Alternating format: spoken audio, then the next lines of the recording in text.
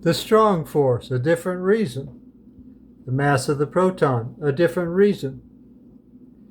This post looks at the mass of the proton, then looks at the strong force, that is the force that holds a proton together, and also a proton to a neutron. Start with proton.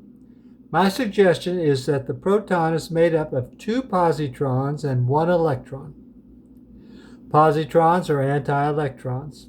That suggests an overall charge of the proton is +1, which exactly matches the charge of an electron at -1.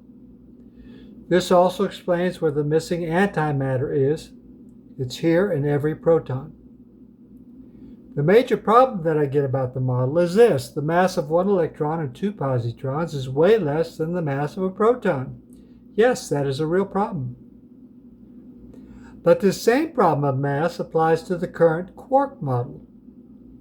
The 3 quarks in the proton only make up about 5% of the mass of the proton, so both models have to come up with solutions for this discrepancy. Here's what I suggest. First, consider this fact.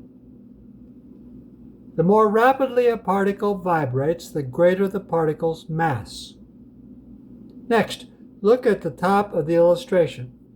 The model shows 2 positrons, which are E+, in a full orbital, or a full shell, circling an electron, E-, vibrating between them. The vibration energy of all 3 particles should be massive. Here are some ways these particles may be vibrating and making their mass increase. The 3 particles may each be spinning on their own. The electron may be oscillating back and forth between the 2 positrons. The 2 positrons are orbiting the center charge. This type of binding energy from all the particles should add up to the mass of the proton, if I am correct.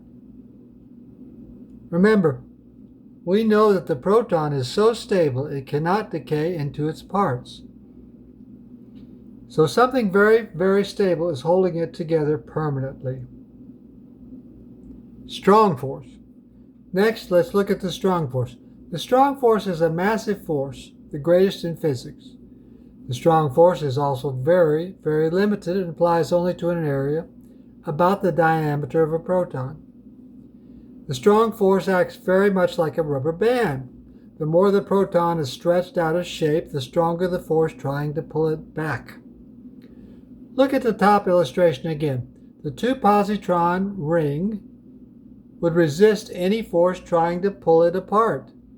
The 2 positron rings would act like a rubber band and resist more and more as it is stretched more and more. The proton would try to pull back to its stable configuration. This resistance to stretching would fit the range of the strong force.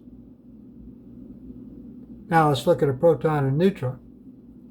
The strong force also works to connect a proton and neutron. My model suggests the pattern is the same as the proton, but on a larger scale. See the bottom part of the illustration.